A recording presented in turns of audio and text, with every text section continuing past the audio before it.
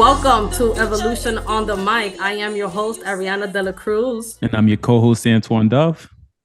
And we are so excited that you are here with us today, episode 4. We have decided to call this podcast Faith in Action. We have a guest speaker that we are super excited to introduce to you guys in a minute. Her name is Andrea Lee, but right now, we've had so much going on in the last week, Antoine, and I want to check in with you, first, like, how are you? I know you went to New York. How was your holidays? Tell me a little bit about that. Yeah. No, it's been good, man. So for the holidays, as we were talking before in our last episode, I went up to get my daughter from New York. Her mother and her were traveling to New York, so we spent some time together in the city. It was great. I hadn't been back in New York in like 2 years. It's felt like it's been forever, but it was great getting back into the city, getting a chance to go and see. We went to see the Rockettes, which I think you saw them too, right, Ariana? I think you went to go see the Rockettes as well, right? Yes. Yeah, so we did that. It was a blast. And so yeah, we did that. We did some little road tripping, went to go see friends and family. It was just a great time. One of the things my daughter values a lot is, since her mother and I aren't together, she values that time when she can have both of us. So it was just really nice for us to just spend that time. She had both her parents, she had our full attention.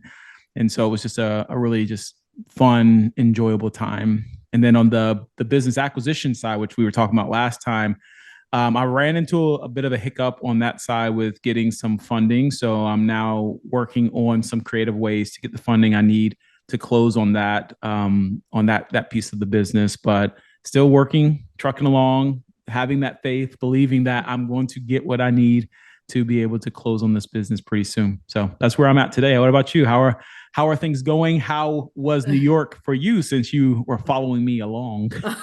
I know, I know. No, well, first I want to say like 100%, I'm sure that everything that's meant to be will be. And Yeah. you will get everything that you need for, that acquisition. So, 100%, you just don't worry about it. What's yours will never leave you. 100%. My trip was amazing. So as we were celebrating my birthday on the 15th of December, and it was my mom's 60th birthday on the 16th, the day after.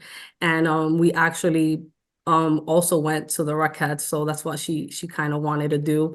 So we took her there, and it was beautiful. Like, it was so cute to see my mom randomly clapping at the spectacles, and like the what's the word I'm looking for? The spectacles. Oh yeah, the spectacles that they Yeah. did. Yeah, You there's a lot of know, tricks in that show. yeah, so it was like it would go like from one scene to another, and it was beautiful how awesome like the whole like show was formed. It was awesome. So it was awesome to see my mom thoroughly enjoy herself and just to spend time with her and to be spoiled. So it's pretty interesting, right? Because on the 15th I'm getting spoiled. So on Friday it was all about me, right? Like, she had like balloons when I got into the house on Friday, because I flew on Friday. So when I got into like balloons, a cake, like I felt like a little girl, and it was beautiful. They, how they did everything for me reminded me of my childhood. And then on Saturday was all about my mom. Like, me and my mom went to go get our hair done. I took my mom shopping. I was like, Mom, get whatever you want. And it felt good to be What? able to do that. My mom is not used to like being spoiled too much. She's always the caretaker. So it felt really, really good for me to be able to take my mom shopping. I rented a nice Tesla Y, and I was so like, oh, I'm pimping it out in this nice Tesla. And I did it all for her, really, just to kind of, take her around. We don't have to take the train or pay for Ubers. So it was very amazing, the trip. But the highlight for me was when me and my mom were getting our hair done. My mom was getting her hair blow dried, and I was waiting on my turn. I was like, let me like review my podcast. Like, let me view how I look on camera, because for like days I was like, Antoine, I do not want to hear myself. I don't want to look at myself. And I was like, something just told me, girl, you need to like look at yourself, see what you do, see what you can improve on, see what you do well, what you do not so well, right? So I happened to just find time while I was sitting there, and I was like, let me watch the video. And my mom was like, what are you watching? And we're watching episode 1. And in episode 1, I spoke about dropping out of high school and how my mom didn't want me to to drop out, but I convinced her because I was like, Mom, don't worry, I'm going to get my GED. And just like seeing how everything has transpired in my life, I don't want to get emotional right now, but my mom was hearing the audio and watching the video through my phone with me. And I got emotional and I just hugged her because it's like, you know, like my mom did believe that I was going to do everything that I told her I would. And it was on her birthday, her 60th birthday. And I'm sure that felt good to her to know that her daughter is, you know, has kept her promise, not only to myself, to her, but ultimately to God. So I must say that it was a very heartfelt trip. Wow, And that's I was very beautiful. grateful. I mean, you really rocked out this year. You gave your mom a heck of a birthday. I mean, she got to ride around the Tesla, she went shopping, and she got to see that you kept your word. And I think that's probably one of the most beautiful gifts. If your mom was like my mom when she turned 60, all she wanted to do was be with family. And like she just wanted to be around us. And it sounds like she got Yeah. that with you and your brother. Yeah, Good for that's all you. she asked for. When I was like, what do you want for your birthday? She was like, I just desire to see you. And I was like, say less. I'm gonna book a flight and go to New York, you I know, love that. and make it happen for her. Um, Daughter of the year, Ariana. oh, stop it. I love it. That's I could good. do so much more. I want to do so much more, and I will do so much more Just the for my beginning. mom. You know, everything that I do is for my mom. Awesome. So I definitely, you know, I'm excited for this episode 4, Faith in Action. You know, I want to highlight that the first 3 episodes that we've done were geared towards teaching. So everything, you know, there was some of us, me and Antoine, sharing our stories, but it was mainly about perspectives, about teaching. And it was important for me on this episode to bring somebody on that showcases these teachings in their life. I wanted to bring in someone that, 1, has made a radical change in their life, 2, know that they know who they are and whose they are, and 3, has developed and maintained a sacred relationship with God, themselves, and others. So I want to introduce to you guys Andrea Lee. She is a Los Angeles native. She is a mother of 4, professional chef, published author. She has authored some books that include The Power to Change the Way to Love Yourself and also Connection Between Us. She's the creator of Writing Journey 101. And I just want to say Andrea is passionate about empowering and improving her community by creating literacy programs for teens and young adults, which is spawning a new venture into authoring children's books. So Andrea, how are you doing today? I'm doing good. How are you guys doing today? I'm doing great. I'm happy to be here. I am so excited for this episode and, you know, to share with the world, you know, who you are and everything you've done and everything God has done in you. So, you know, this is about you right now, girl. Thank you. You know, as we were getting to know you, Andrea, you mentioned having being passionate about helping people understand the positive connection they can create with others. And we just want to know and want you to elaborate a little bit on what do you mean by that and how do you go about doing that? So I love bringing people together. I have like different groups of friends and communities that I'm involved in, and I know that people struggle with finding like different avenues for their careers, their passions, or love for people and each other and God. And community is not always about finding it in the church. You can find community anywhere in the things that you do and things like that. So if I have these lovely people and they all can take value from each other, then I want to connect them. So that's why when I created my book, the title Connections Between Us, we all have a connection. We're all human. We all have mothers, fathers. We all believe in something, right? So, and I always tell people without faith, you have nothing.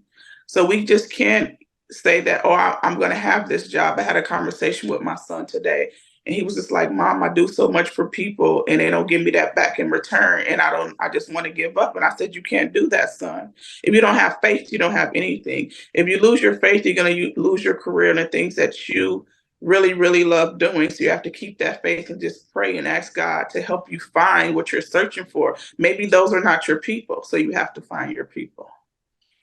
Awesome. That's perfectly said. And you shared with us before when we were chatting that you never knew hate from anyone but your own people, which inspired you to write the poem called Us. And I just want to, to know more about like who were those people that were showing you so much hatred? Like kind of give us the background of that story. So I always wanted to help like the young Black and brown girls that look like me or came from the same adversity in communities that I came from. So I started working in different facilities, group homes for underage youth. I first started working with boys, but I'm like, I'm a woman. What can I teach? I can't teach a boy how to be a man. So I started venturing out to different female facilities and just making that connection. I noticed that it was just a lot of hurt. The staff was treating the girls really bad and not connecting with them. And they told me that I wouldn't be able to have 8 or 20 girls work together in programs. And when I did, they were upset, by that, or they felt threatened by me. Instead of helping me, they had the girls tried to have the girls lie on me, or I would get voted employee of the month every month by the girls, and I was told that, oh, they can't vote for me anymore. I was under investigation because, the staff all came together to lie on me, and they were like my people, and I was young. I was like 23, 24, and I was crying. I was going to quit, but it was just one Black lady. She was my manager, Miss Bobby Munker, and she said, Andrea, you know who you are, and wipe those tears from your face. God got you. God had you all this time, so stand in your faith and believe that this too shall pass. And it did. And because I believed her and I believed in God, and I didn't let that bother me. And when I did have those investigations by all these different organizations, they told me, we know you didn't do anything wrong. We know that they're jealous of you and you're doing a good job, and just continue to do what you're doing. But it just hurt me so bad because it was just like, how could you just lie on people? And that was my biggest thing. Like, that what angered me was when people lied on me, and I had to fix that. Like, people are human. They're going to do different things, but you still have to move with love. Wow, that's beautiful, to kind of go through something like that and have somebody come to you that's an outsider that sees you, right? That person sees something in you that what you were doing to impact those girls, that those girls, respected you and admired you and loved you, for what you were doing in their lives. And there comes the haters, right? Like there comes the people that are trying to bring you down to have you stop doing the things that in your heart God has called you to do. And you were young, like you said. So that is amazing to see that no matter how young we are, God uses us. That's one. And two, that God uses other people for us not to stop in our tracks when we are in our purpose. You were there impacting those young girls. And although people were trying to kind of get you fired or trying to get you to leave, I mean, you stayed the course. I mean, like how long you were there for? How many years did you 18 work there? years. 18 years. And it didn't stop. It got better, but it was just still from every angle. It was just like knives just being thrown. And I'm like, you can't do anything. They wanted us to treat the kids like they were in prison, but I wasn't going to do that.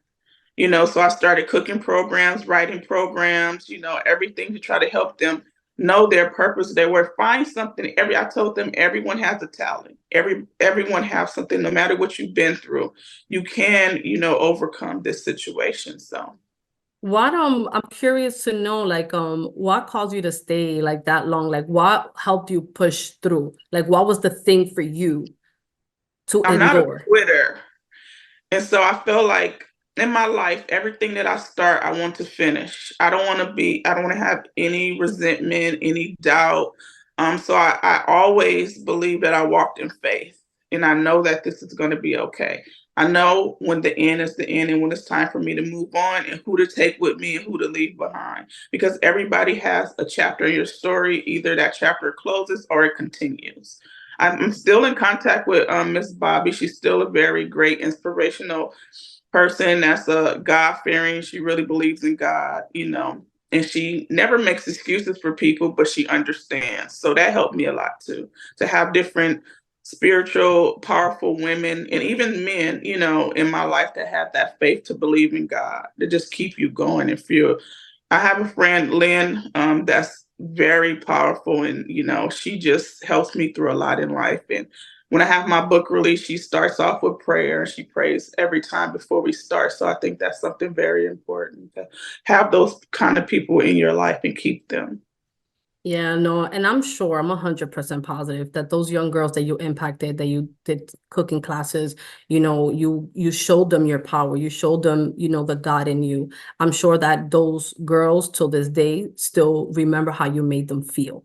They might have not remembered exactly what you said, right? But just your presence, your longevity, your dedication, you pushing through despite the naysayers, right? Despite, you know what I mean, the negative connotations that you had working there. I'm sure they've seen all that. People are like, oh, the girls can't vote no more. I'm sure the rumors got through.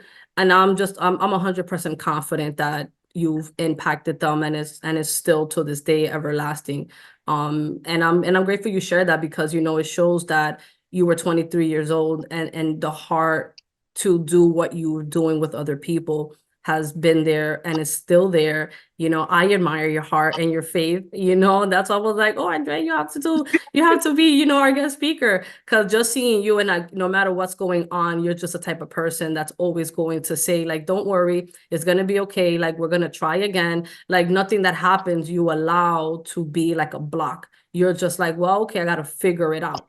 I got to see how I can maneuver through any roadblocks that is presenting our way.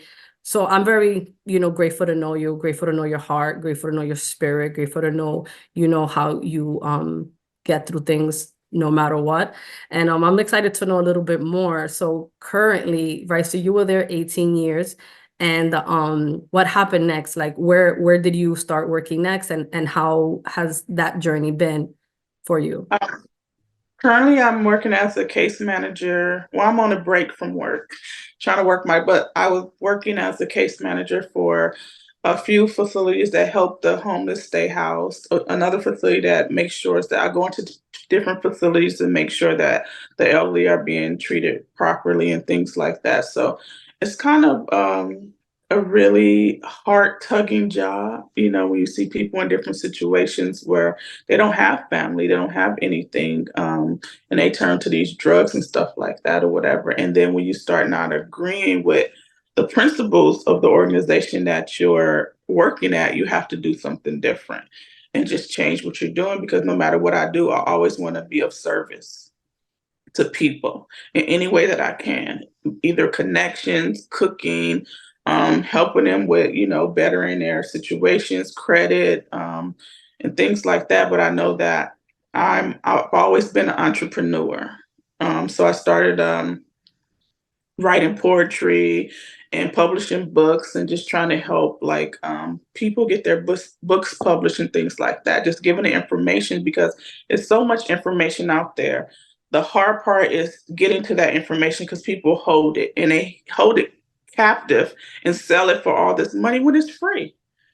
So just sharing that information and helping people get the information that they need is something that I'm doing now. Yeah, Hey, well, no, go Ariana, can I ahead. jump? I wanted to throw something in here because I'm loving this interview. And Andrea, I really appreciate you for taking the time to at least come and just share with us. One of the things that have stuck out so much about what you've shared so far is the strength of your faith and faith in God. And one of the things we talk about a lot in this podcast, and is actually our tagline, is faith in God, faith in ourselves, and faith in others. And for some people, like at 23, looking at myself, 23, I know that I was not at a place at 23 to have the kind of level of faith that you did. Like at 23, I was being a knucklehead, at 23. But when I think about where you were at and what you were doing and what you were dealing with and how you were stepping up as a leader, and how over 18, I mean, that's 18 years of people putting you through the ringer, and you were still strong. Like you still stood strong. And yes, someone interceded and stepped in and gave you that push. I feel like that was already embedded in you. That was a part of who you are. Like, where does that come from? Like, where does that come from for you? Because at 23 to have that, I have to believe that that was something that you've had for a while. This overcoming adversity in my life, the struggles, and everybody always tell me, well, you must have had good parents because you're so respectable and responsible. And I'm like, no, I chose to be this way. I don't want to do anything to harm people because I've been harmed. I don't want to put people in bad situations because I've been there. Right. And I know that my whole entire life from a child that it was some angels that God protected me because I shouldn't be here today. All the different things that I've been through in my life, almost dying from being poisoned and different things like that, just having these different situations that's in and out of foster care, not knowing if I was loved. So my other book that I wrote before Connections Between Us was Power to Change the Way to Love Yourself. But I'm revamping the book and re-releasing it just to talk about the stages of love and where we learned love from our mom and dad, and then our siblings, friends, and things like that. But what if we didn't have that good definition of love from our parents? How do we find that in ourselves? And we search for love in other people, but it starts with us. So if we don't love ourselves completely and know how to get grounded, and we search and we fight for love from other people and we get hurt, right?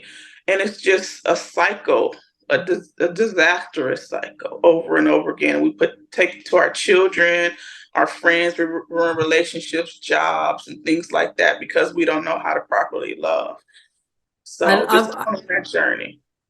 Andrea, I would love to know, at what point in your life did you realize that love for yourself and that love for other people? Like, at what point did you realize that for you, if you felt like you didn't have it growing up and going through so much horrific situations of like being poisoned and going to foster home and not knowing what love is or looks like? So I'm very curious to know, like, for you, what was that turning point? Like, if you could share.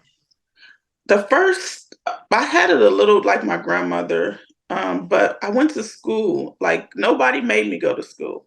I didn't have to go to school, but I wanted to. Like, I wanted to learn. So I had this principal, Dr. Callahan, and she was always vocal in my life, and she saw something in me, and she was like, you need to finish, don't hang around these knuckleheads and things like that. And she told me, if you finish high school and you graduate, when you get your first apartment, I'll furnish the entire apartment. And I was like, okay, yeah, right. She's not gonna Wait. No way. What? Wait, run that back. You've had some angels in your life. Yeah. Truly. Wait, say that one more time because I want to make sure I heard that. They said they were going to do what for you? Furnish my entire first apartment. If you just went to school. If I went to school and graduated, because I had a baby. Wow. So I had a 1-year-old, and I went to a continuation school, and all the odds were against me. I was a statistic, but I refused to be. I didn't want to be labeled or judged or anything like that. I didn't want any of those labels. So I made sure I went. And it was a daycare on my campus. So I took my son with me every day. His family, my son's father, his family helped me 100%. Like, I know there's a God because I couldn't have did it by myself. So I have raised 3 kids with him and his family. If I didn't have that help, I don't know where I'll be right now. So when I did get my first apartment, and I told her, she said, go to a furniture store, pick out everything you want, tell me where it is, and I'll have it delivered. And she did. I mean, refrigerator, stove, living room furniture, a TV, dining room set, bedroom set for me, bunk beds for my kids, like everything. So in that moment for you, when this lady said, hey, if you do this and this and this, I got you. You kind of were like, oh, she's playing. But a part of you did take that to, you know what I mean? Like you did take that into like your conscious mind. Like, and I'm sure that made you feel love, right? The love that kind of believe, like, she believed in me, right? And I was just like, that never really happened on that level before. I always had, my mom put me out with a baby when I was 16, 3 months old, called the police, come get her, I don't want her. I'm walking down the street with a baby. I was embarrassed, ashamed, but I called a good friend. She let me stay there. I told my son's brother, he told his auntie and his dad, and they let me, move in with them. It was never a no. I don't remember getting a no any time in my life. And I was like, this is crazy. It's like when you're driving on a street and all the lights are green. That's just a great feeling. So you get to your destination quick and fast, and just having a good time, just thinking about all the wonderful things that's going to happen because you just keep seeing green. It's just a wonderful feeling. So I wanted to make sure that others felt the way that I felt. So I believe that we are all here to help each other. If I have something, I can't die with all this stuff. This stuff is not going to bring me any love or joy or anything like that. I want to be remembered for the way that I treated people, not for what I had or what I did for them or anything. The way I made them feel is important, Yeah, right? just I don't like, want to. I was just gonna say, just like she made you feel. It's kind of like, if I'm hearing you correctly, it's kind of like she's seen you, right? Yes. And in her seeing you, you saw yourself. Yes. Now it's like this, she doesn't have to do this for me, right? Hmm. She doesn't know me like that. She doesn't owe me anything, but she feels like, I'm deserving of this. So you Yes. took that within yourself and started doing things for yourself, and already applied the things that you've been applying and giving to other people, like you have, having a servant, heart of giving and being of service to other people. So it's kind of like that's the trend and the pattern that I'm seeing here, is that, your love for yourself and seeing yourself, was sparked by someone seeing you, and how important Yeah. that is in our lives for everyone to have and to feel that. And ultimately, her seeing you and that love that she shared with you is the same, love that God pours on us and that God gives us, and that we have innately, that we have 100% within us, that we were inherited with, right? Like we were Mhm. born with these things. So these are our gifts that God freely gave us. But this lady showed you those gifts by being Yeah. someone in your life that is kind of like, she didn't really have to, but that's the beauty about it, that because she didn't have to, you found the blessing, and you seen the gift because you knew she didn't, Yes. regardless of what happened in your life, or maybe if there were certain things that you probably felt were not right, right, that you did, maybe that were wrong, or, whatever, because, we're not perfect. But Yes. regardless of what, somebody saw you. And I love that, I love that story. Yeah, Yeah, it's just being seen is important, especially for young girls.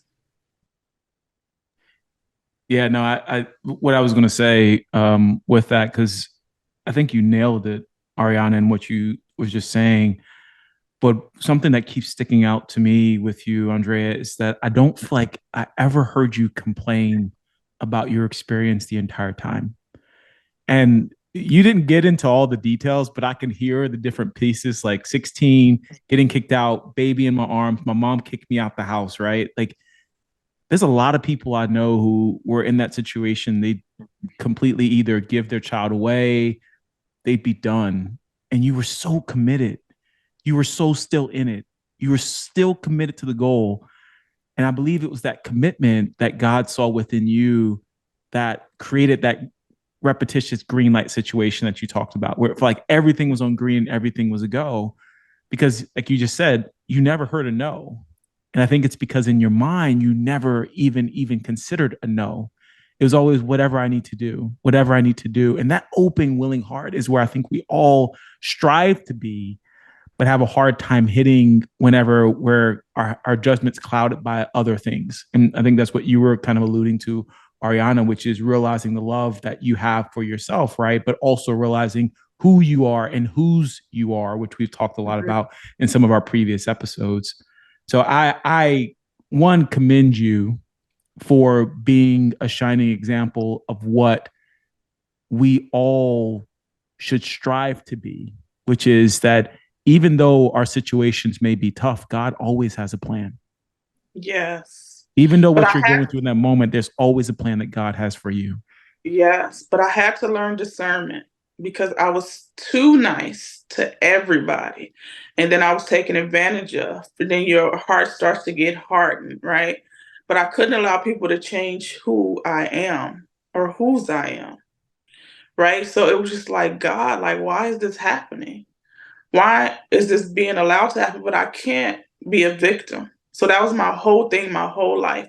I have to find somewhere in these situations where I played a role directly or indirectly. So how can I fix this so it could change and never happen again?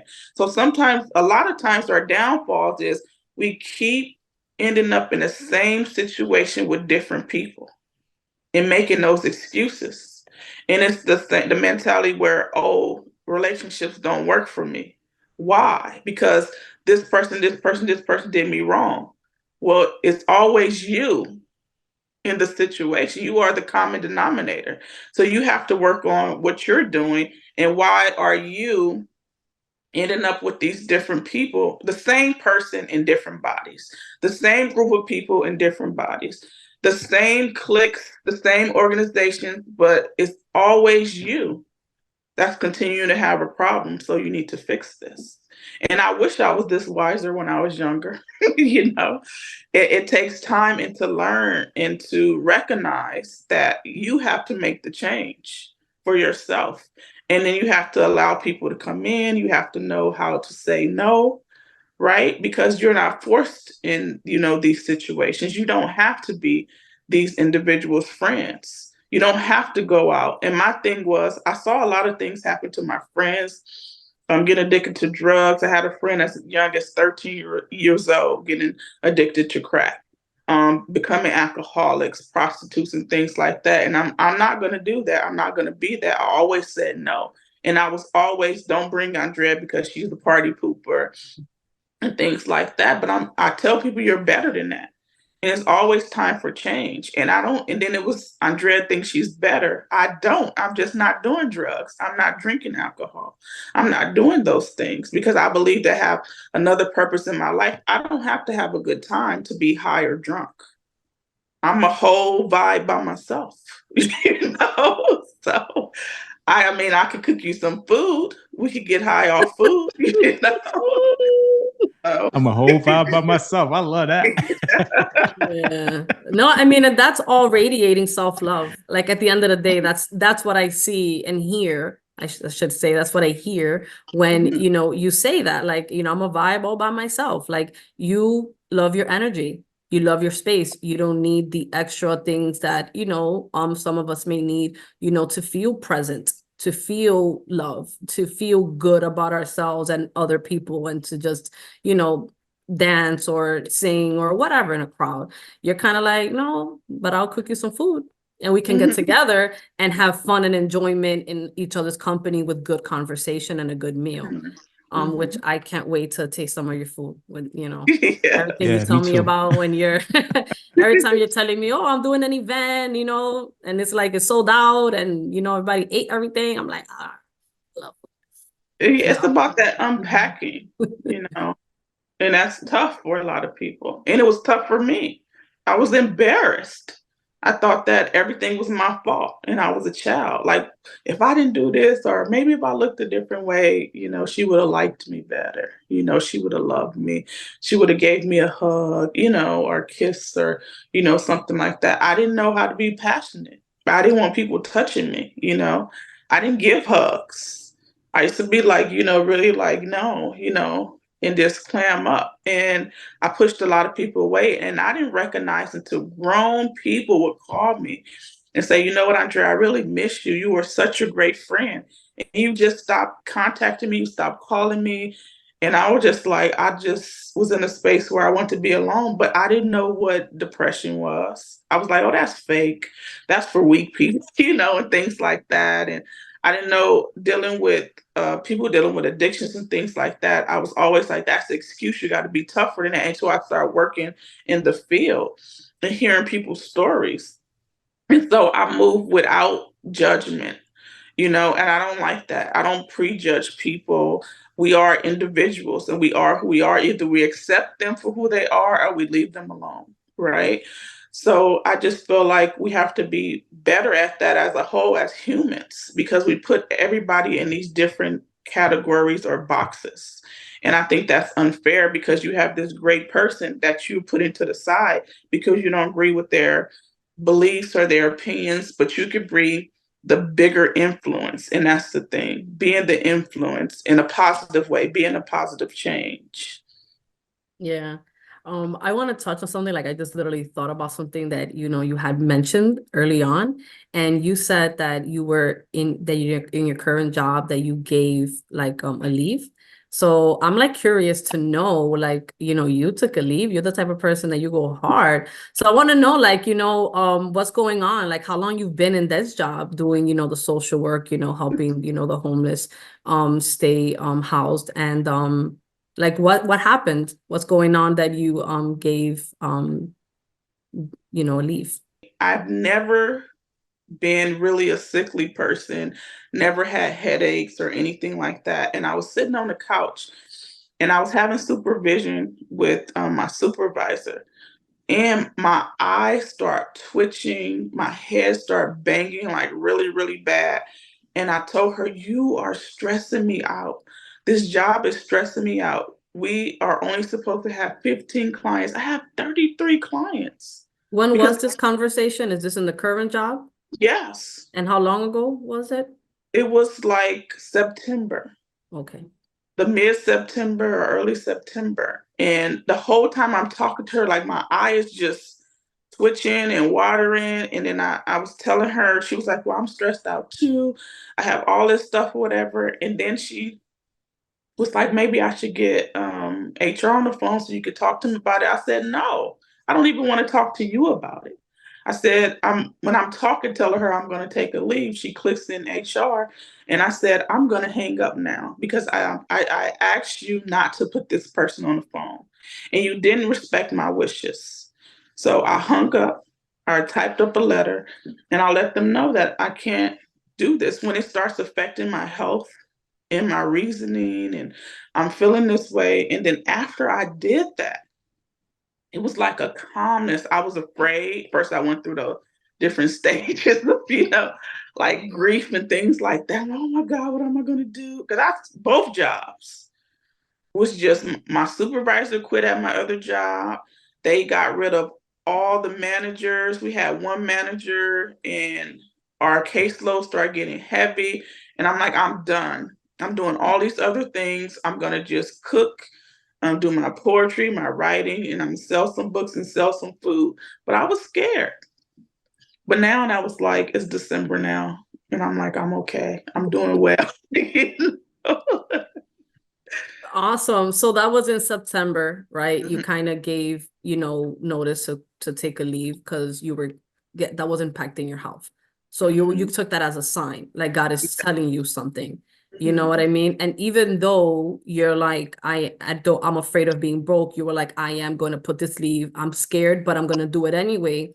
And, you're working on these books, you're booking the events for, you're cooking for people, you're doing poetry, sponsored an artist, you have an artist under you. So you're doing all these things. What it sounds like to me is that what started out as a fear of not having money turned into it's okay because the impact that I'm providing is what's kind of like feeding you. It's doing Yeah. something for you. If I'm Mhm. hearing that correctly, like you want to have an impact more than just, oh, I have this job, but this job is gonna lead me to my grave because Mhm. I am having massive health issues that I never had before. Mhm. So something has to change, which is, great to hear because so many people, have a job and maybe they have health issues, they're just trying to make ends meet and they just can't see themselves leaving that job because it's like, what then?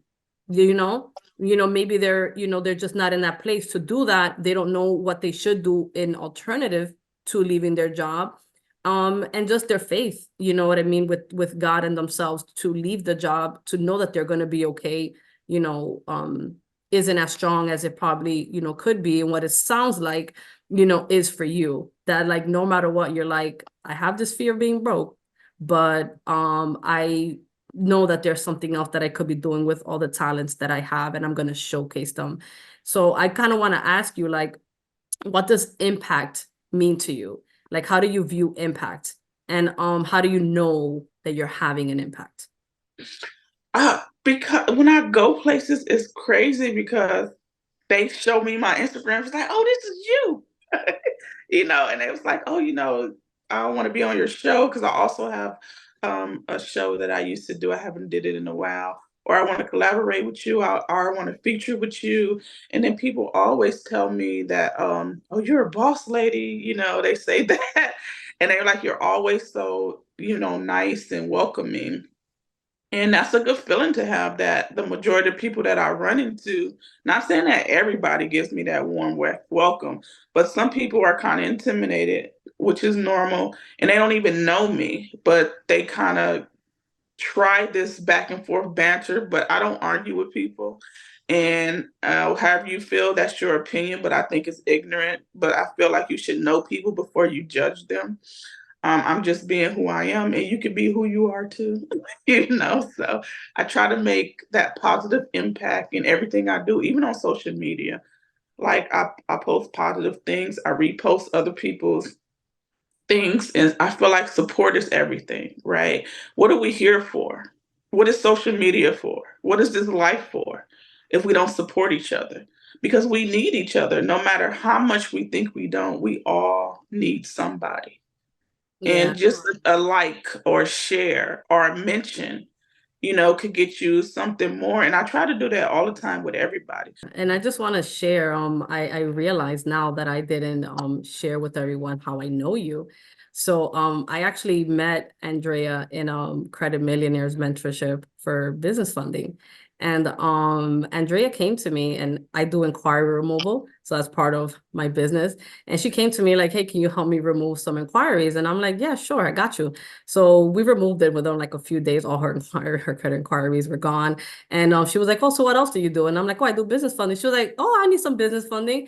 And I was like, girl, but we're all in this mentorship together. She was like, girl, I'm so busy. You were still working your job. You were, doing at night, you were telling me you were doing the poetry. You were like those events and the chef events. And like, you were just like, I'm so busy. If you can help me, great. So, you know what I mean? I went along and got you, funded for some of your different businesses. And that was like in the beginning of me coming up. I'm very confident. So of course, when I came to you, I sounded like I knew it all, right? But little did you know that those were in my earlier days of my funding, but you seen me. And I want you to know that in that process of you coming to me, just for inquiry, but then you segue into funding, you didn't like blink twice. I told you the fees, I told you the process. You were like, girl, send me the contract. We're going to work together. And I feel that this is going to be an amazing partnership. You said that, I don't know if you remember, but you were like, I just feel that this is going to be an amazing partnership. Like, you're going to help me, and I'm excited. And we vibed from day one, like our stories, our heart, our faith, our grit, just everything that we stand for. I'm like, oh my God, this girl reminds of me. Like, I love her to death. I just loved your heart from day one, but more so that you seen me and you believed in me and you knew that I was going to be able to help you from not knowing me from a hole in a wall. Yes, I got you quick results with inquiries, Yes. but you know what I mean? When it comes to funding, that's a totally different ballgame, And, But yeah. Go ahead. No, but you did. I just felt this beautiful positive energy, and you were so confident, and I love that.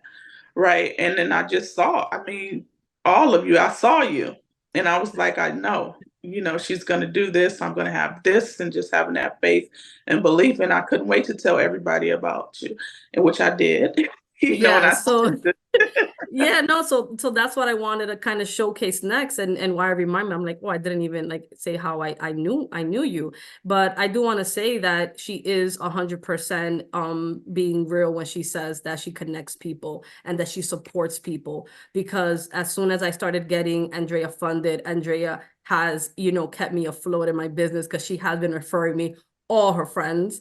And I am very grateful, because everybody that knows Andrea has a part of her heart in them. Like they're all as amazing. They all like love God and they all have faith and they're all doing amazing things with their businesses. And I'm just like in awe at the people that I'm surrounded with in my business funding business because, you know, Andrea has, you know, been so gracious to share my talents and who I am and what I, you know, my services that I offer to other people. So, you know, I definitely wanted to give you your flowers and showcase that because it's kind of like you were saying it, but it's like, no, y'all, like she's the real deal. She's going to support you. She's going to advertise you and market you and you know what I mean, put you out there and you did that for me. So I'm forever grateful for you, girl. 100%. Thank you. I'm forever grateful to you. Yeah, I do want to touch on a bit on the book that you currently are kind of revamping that you already have and that you're kind of now redoing, and it's called the 10 steps to self-love that The you part the power to change the way to love yourself. The yeah 10 steps to self-love. there you go. So you know, you kind of mentioned some things to me about it. And I really want you to share exactly what you shared with me about what the book is about, what it means to you, like what inspired the book and what is your goal with the book. I kind of want to know a little bit more about it. So it's just like I was saying earlier, during our initial understanding of love, we are shaped through our families, your mom and dad first, or mom or dad if you only have one, your siblings if you have siblings, and then it goes on to your friendships at school. And then if you think you get a little boyfriend or girlfriend and you're in that little puppy love stage, you know, in marriage, it all shapes kind of the person that you are. But we never get taught properly how to love ourselves, right? We have this fantasy love. Everybody wants the Cinderella, the princess, kind of love, and you have to do all this for the woman, and we forget about loving the man, you know, properly and different things like that. So I think it's a disconnect. And sometimes we get it right. A lot of people do get it right, and they find that balance within each other, but a lot of times we don't. We're still fishing for that because either we didn't get that or we want the same love that somebody else has, but that's not for us, right? We have our different path that we have to travel, and a lot of people don't understand that. And that's where the disconnects come in.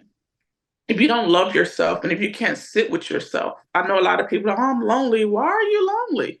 I have a good time with myself. You know? I can't. I'm trying so hard not to laugh because I know the camera goes to me when I make a noise, but girl, I can't. Yes, it's just like I love like being alone, just sitting in and I listened like the other day, I was just playing my Kirk Franklin and all the gospel music and just feeling that. Cooking, you know, watching the program by myself or whatever. I don't know what loneliness feels like, right?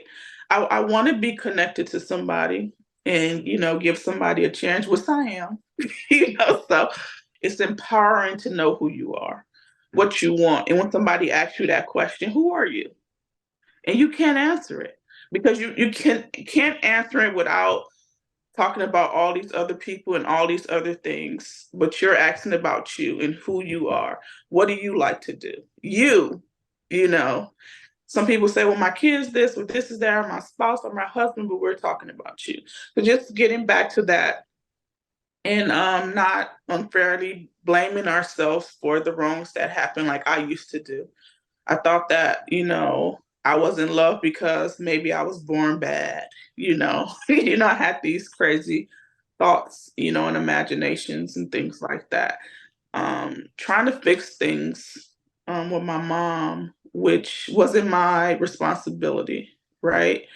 I did fix things with my dad, and I felt like we had a really great relationship before he passed. But it's about that forgiveness, and I had to learn that forgiveness is not for the other person, it's for you. And that took me a long, long time to understand.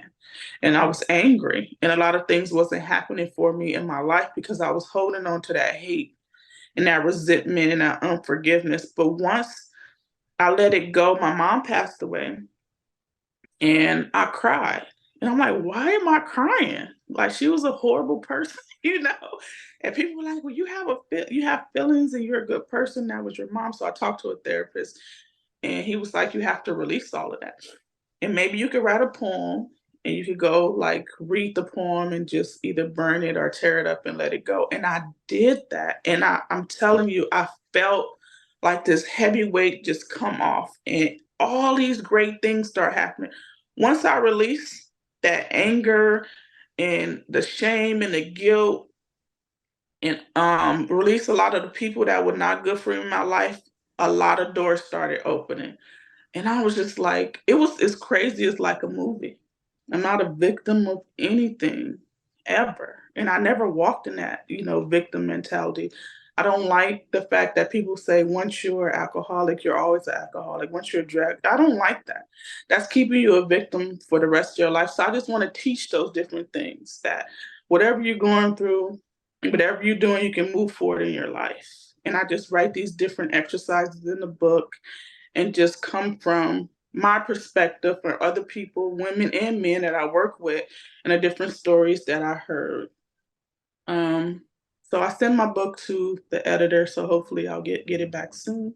This is the second time it's going back, but I'm happy that I can just express that and finish that and make it more impactful because the first draft was like, it was whatever, you know. But I think this one is more meaningful and it really digs deep into, what love is and what we thought love was. And then it gives different definitions and different people observations of it and things like that. And I know when we also spoke, Andrea, you mentioned about a mirror work that you teach in the book. And I was like, oh, I think that'll be cool because I kind of did an episode in one of the prior episodes.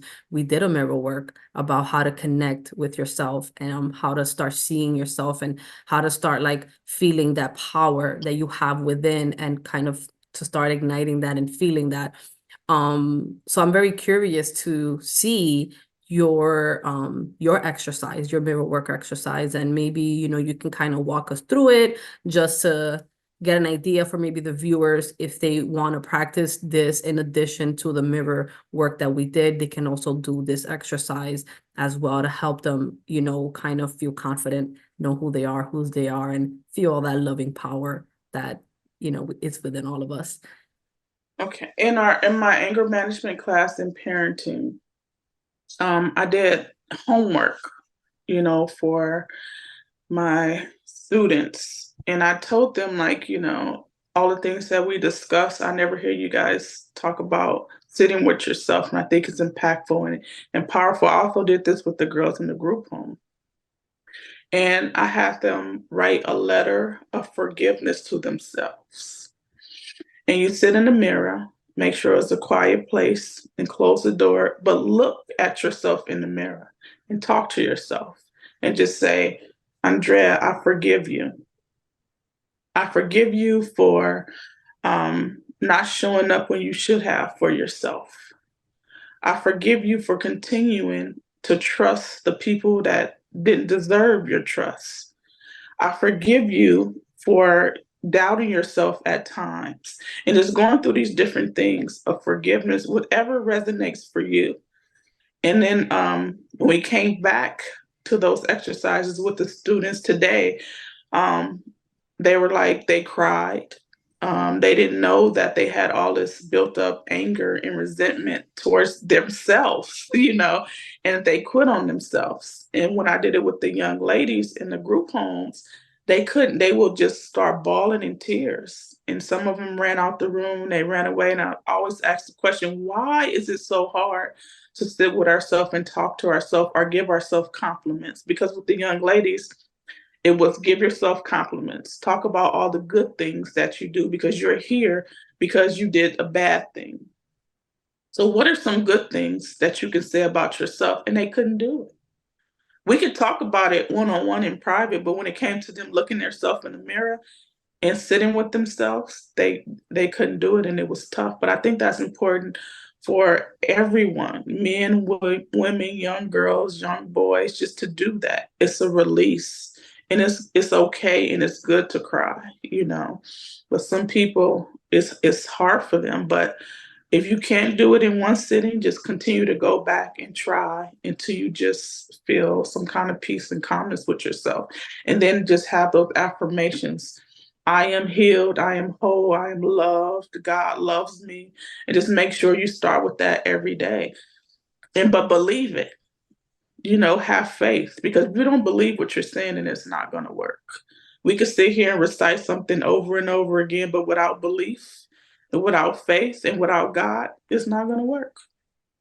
Yeah, no, when you were kind of going through that, I was like in my head picturing myself doing something like that. I've never done a forgiveness note to myself. I do look at myself and do mirror work as far as kind of remembering who I am and whose I am, and knowing that power that is like when I look into my eyes, and that just power that I feel that kind of like makes me jolt. I was like, oh my God, Yeah. it's amazing. This love, and it energizes me.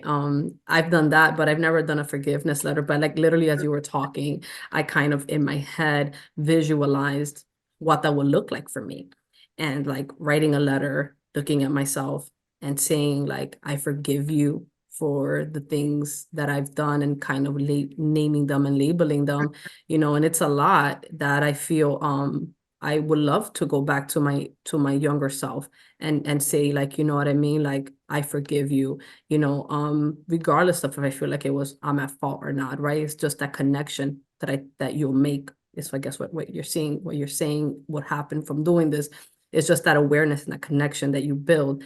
And I literally, as I was thinking about it, like doing that, I started like inside, like crying.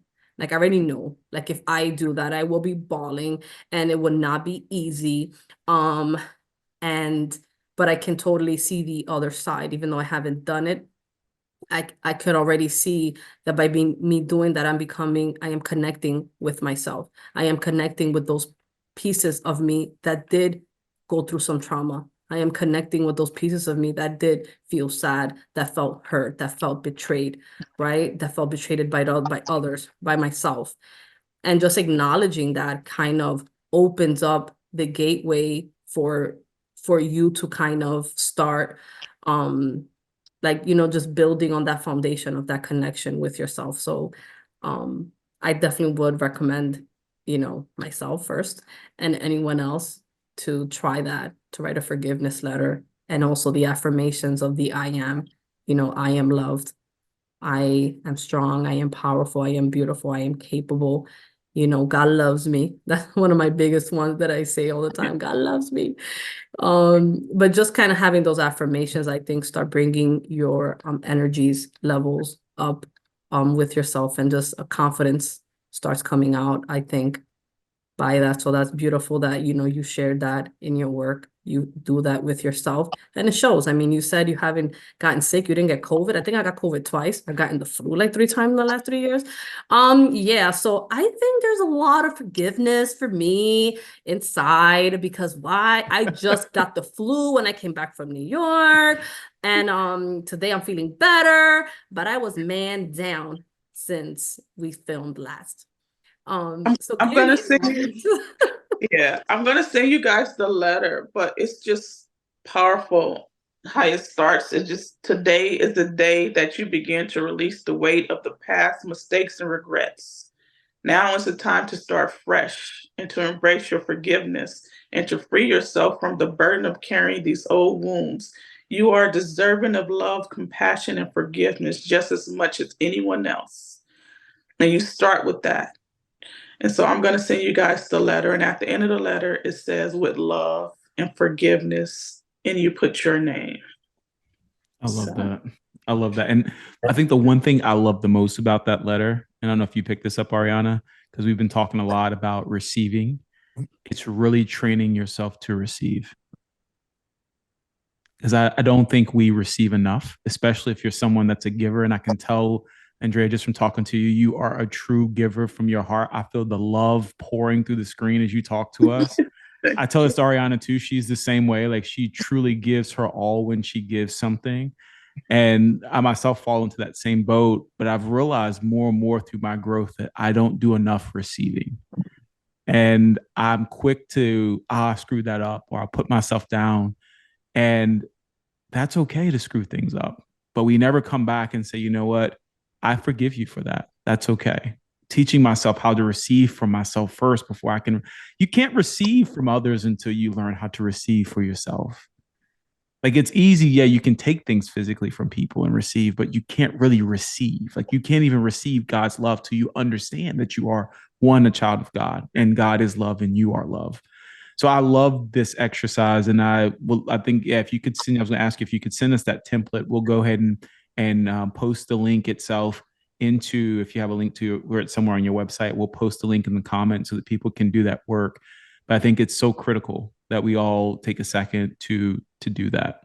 So thank you for sharing. I think that was just so powerful. I don't know if you were feeling the same way on that one, Ariana, about the receiving piece, but that was what was really sticking out to me was on that piece. No, like definitely, definitely hard at receiving. I'm an independent woman. I do everything by myself. I don't need nobody's help. And I just find myself crashing and burning.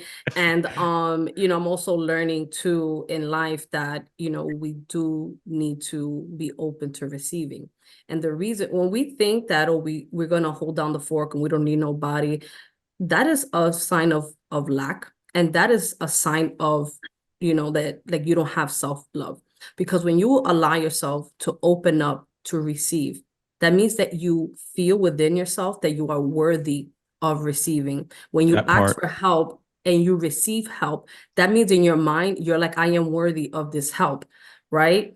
And there's just no way that any person that has amounted to anything in this world that got there by themselves, right? Many successful people got there because it takes a team. You know what I mean? Like they say, it takes a village to raise a kid.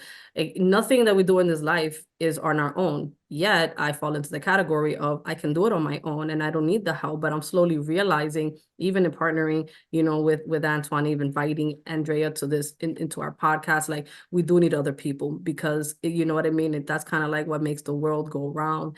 And you value yourself when you allow yourself to receive. You love yourself when you receive. And it's a beautiful thing when you actually, practice that and honor yourself in that way. So I definitely took the same thing that you did from that, Antoine. And I just want to thank you, Andrea, for being here with us. It's been such a blessing, showcasing for all of us, the past 3 episodes that we've launched. You've definitely showed us a radical change, all the changes that you went through in life and all the ups and downs that you've been through. You know what I mean? Like you definitely stayed the course through God. You stayed the course to your faith. You stayed the course through knowing, who you are and whose you are, and the relationship that, you've developed with God, the relationship you've developed with yourself, the relationship that you've developed with other people, has kind of been the ground that you've been firmly and diligently working on. So I just want to, thank you. And I want to ask you, Andrea, like, where do you see yourself in 5 years from now? We may invite you back to the show in 5 years. And you know what I mean? Let's start speaking some things into existence. I see myself being very prosperous and successful in my businesses, and also continue to collaborate with other people such as you guys. I'm a strong believer in that. I don't take no for an answer. This is going to happen. And if I see it and I have a vision, and again, if I have that belief and I know that God is on my side, that it's going to happen. Okay. In 5 years, I see myself with my new business department. The People Connect Foundation is going to be a revolutionary website and organization that helps people with all of the things that I do, from cooking, writing, publishing, poetry, everything. So you can find something, writing and healing, cooking and healing. And I also connect with different organizations like Los Angeles Poet Society, Community Literature Initiative, and Better Days Integrated Services. They're all great organizations that helps individuals with their mental health and to develop different things through their gifts. And that's peopleconnectfoundation.com. Awesome. That's great to hear. So you guys, heard it here first, So I definitely want to thank you, Andrea. Thank you so much for being here. And as usual, if you guys have any thoughts, comments, or anything that you would like to share, we love to hear from you. Drop a comment below. And with that, thank you for tuning in, everybody. And until our next episode, always remember, having faith in God, having faith in yourself, and having faith in others will create the evolution that you are seeking. Let's go. Let's go.